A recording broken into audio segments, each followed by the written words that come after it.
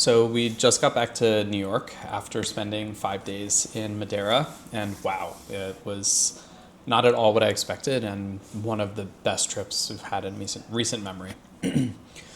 First of all, it's a direct flight from Newark on United, and I'm sure there's maybe another airline that does direct flights as well. It was just under 7 hours to get there. The landing was pretty crazy, not something I was necessarily expecting, but there's a lot of crosswinds. So getting the approach into the airport was pretty intense, but really cool to experience and a beautiful view. Another tip for Madeira is you definitely need to rent a car. There's a lot of other YouTubers, I've read some articles that say you need kind of like a turbo or a supercharged car. Definitely not necessary. It is a little bit treacherous driving around the island, but from point to point, taking a loop, it only takes a few hours to cover the entire place. I really recommend staying in multiple locations. We stayed in Funchal for 2 nights, and we also stayed in Caleta for 2 nights, and that was perfect for us. Funchal is much more touristy. Some of the other smaller cities have a lot of boutique hotels that are awesome, and ours was called the Socolo Nature Preserve in Caleta, and that was an amazing boutique hotel with just a few rooms, but such a cool experience. The food was awesome. The people are incredibly nice. The nature, the hiking, I really wasn't expecting Madeira to be the top of my list of places that I've traveled in the last year, but it was such a cool experience.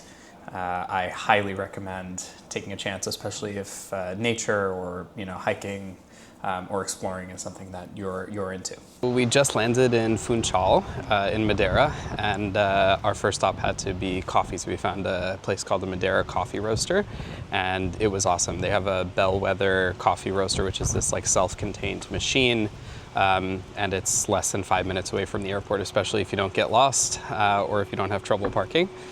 So far, we had a cappuccino and a piece of banana bread. The banana bread was interesting because they have this local variety of banana that's a bit starchier.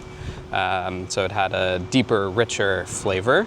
And the coffee was honestly delicious. It seemed pretty lightly roasted, but was really still quite robust in flavor and had everything you're looking for in a good cappuccino. The sweetness from the milk, would highly recommend this spot.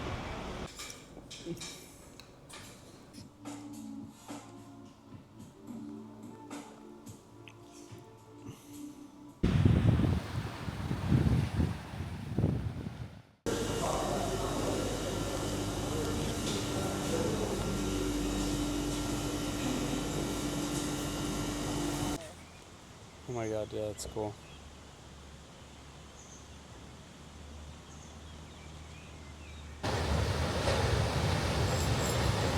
So we just finished eating at a tiny snack bar in Porto de Cruz, which is a little town, and the place was called Fregatera, I think.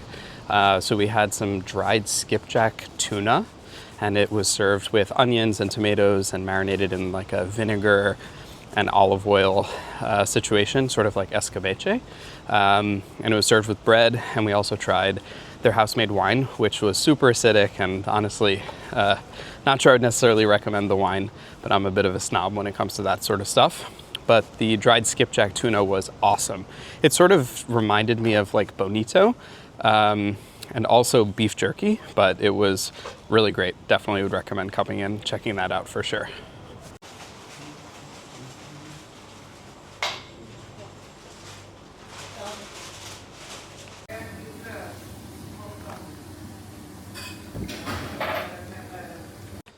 We just finished dinner at the hotel actually that we're staying at.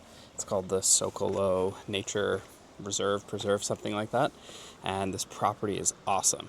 It's nestled into the hillside, and there's native grapes everywhere. And this clearly also used to be an old winery. And they have a garden that's sort of planted throughout the property as well. The dinner was really great. It's sort of like farm to table-esque. It's a partnership with a famous Portuguese Madeiran chef, and they make their own wine here. The Cercial dry table wine was our favorite, and the meal was delicious. Very vegetable forward, really fresh.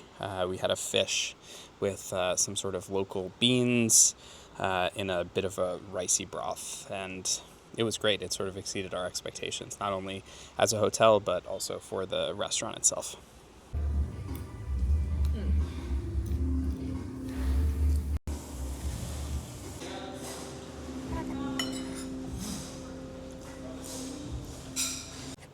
This place is unreal.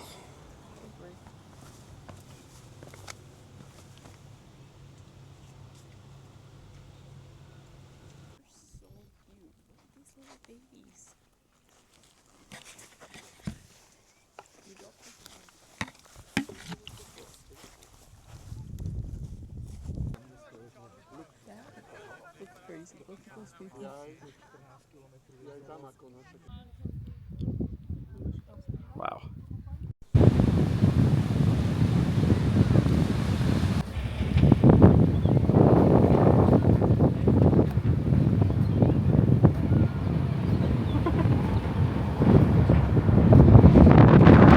We were at Tahoe da Santa, and it was awesome. It's espetada, so it's these traditional meat skewers, and with sort of these roasted potatoes with like a garlic and oil seasoning. Gabriella was yelling at me before for not being honest enough in my reviews, but I feel like if I don't like something, I'm not really going to post about it or talk about it. So honestly, it was delicious. The chicken and the steak were cooked together, and that was unique because they were both cooked perfectly, and I was actually kind of impressed. They add these really large salt crystals to it before they cook it, and then throw it right directly onto the wood that's broken down into charcoal, and they create sort of a small bed on the bottom of the grill on these big metal skewers. Traditionally, I think they use like bay laurel sticks or something like that, but it was awesome. And then they hang it on your table, and you sort of carve it down and eat it that way.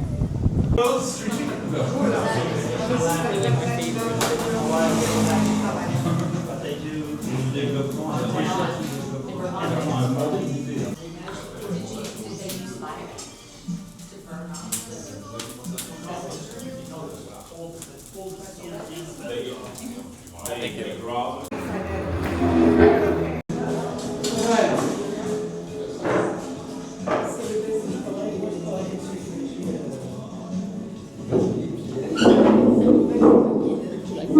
Yeah, you can take a piece.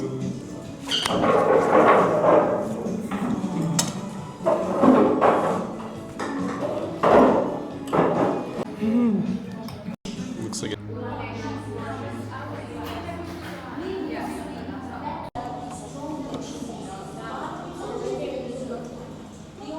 So we're at H&H, which is one of the most famous Madeira producers, and it's been around since what? When? 1920s or something like that? 1917. 1917, but the history of the name goes back further. 1850. And 1850, okay.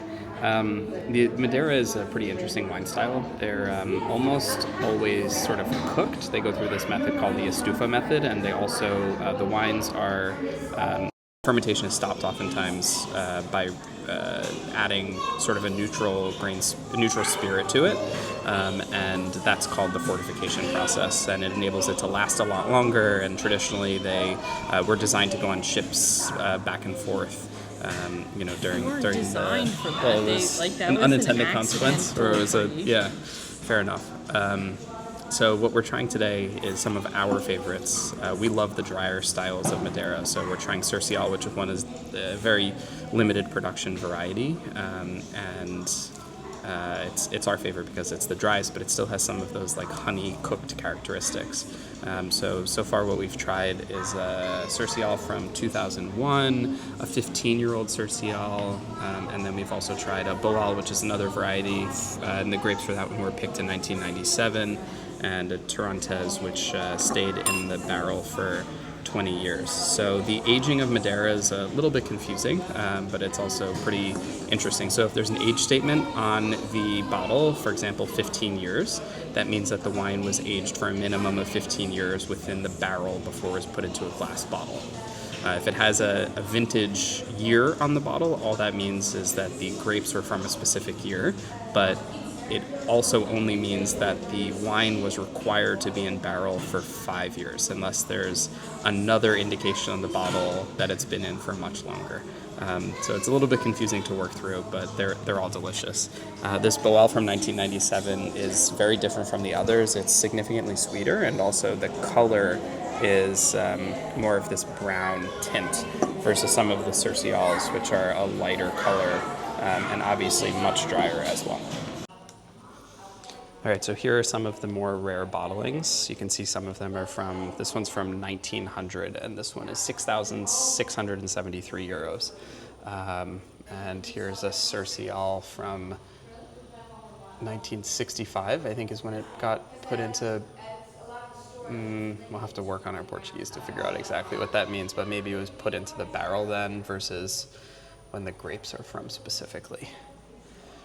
So here are all the varieties. So here's Boal again, Verdejo. These are more limited for sure. And this is the one we tried before, 1997 Boal, which is 174 euros.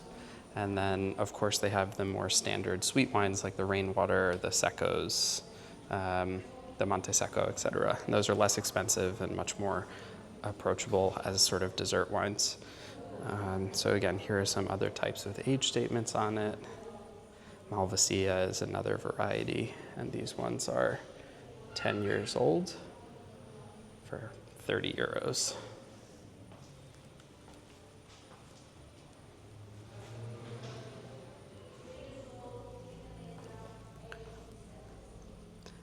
We tried the Tarantes that was 20 years old, which was probably my favorite actually. It's sort of medium sweet, but it's been in barrel for 20 years versus again. Another more interesting thing that is a nuance of Madeira that we didn't really talk about is that traditionally people think of Madeira as sort of a dessert wine, more like port, but the reality is most of the production is for sort of that style of very sweet. They stop the fermentation, so before all of the yeast gets converted into alcohol, they stop the fermentation by adding the spirit, and therefore it's quite sweet. There's a lot of residual sugar left in the product, but some of the more limited varieties like the Cercials, like the Boals, like the Tarantes, they either let the grape finish fermentation and then add a little bit of that alcohol afterwards for the stability and sort of the unique character of Madeira. But they're often consumed not just as dessert wines, but also as aperitifs because they have a lot of acidity still left within the product, and it isn't completely covered up by the sugar, the residual sugar that's left. So that's part of the reason why we love Madeira. It's pretty versatile, in fact. It has that evaporates. We have concentration. We use French oak barrels, pale barrels, wild barrels. Madeira is probably not. Ho bisogno per Madeira indichiamo proprio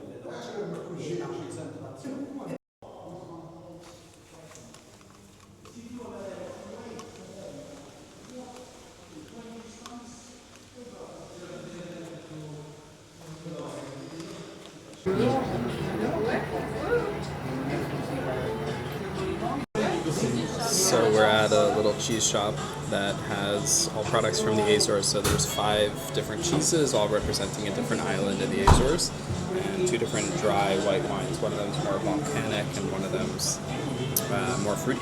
And then this tuna, which has some fennel in it, and their local bread as well.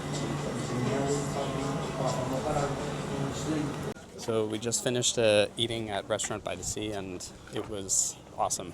Perfect high-low combination, really amazing quality seafood, clearly caught today. We had limpets, which are sort of a local specialty. It sort of tastes like a combination of like a mussel and a clam or scallop. And they were in this like garlic butter situation. We had the calamari, which was perfectly seared and really tender. We had this octopus and this really rich tomato, onion, and herb sauce. It's funny, they were using Knorr bouillon cubes, which to me isn't a problem. It's the most efficient way to deliver flavor, but you would never tell or guess. And we also had a 14 euro bottle of Douro white wine, which, again, easily could have been 3 times the price, and I wouldn't have batted an eye. High acidity, crisp, really great. Couldn't recommend this place more.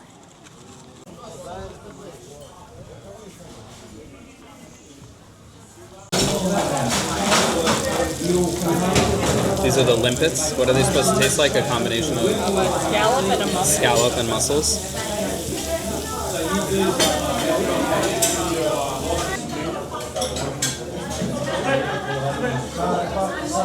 This is the calamari and the what do we got? Octopus and the potatoes.